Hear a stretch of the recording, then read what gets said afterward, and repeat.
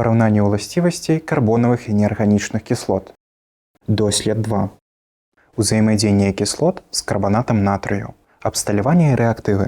Штатыў для прабірак, прабіркі, водныя растворы воцатнай і хларвадароднай кіслот, раствор соды, натрый-2 СО3. Абавязкова выконвайце правілы бяспечных паводзін. Узаемадзеянне хлоравадароднай і воцатнай кіслот з растворам карбанату натрыю.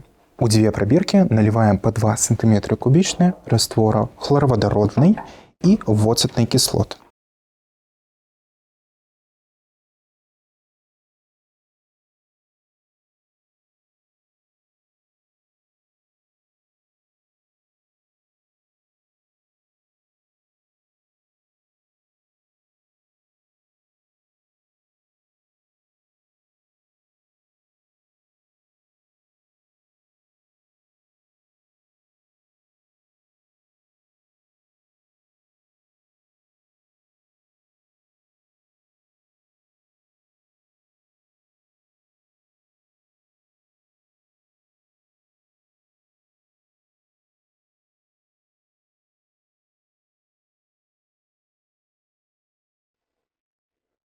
Затым дабаўляем у кожную прабірку прыкладна такі ж аб'ём раствору карбанату натрыю.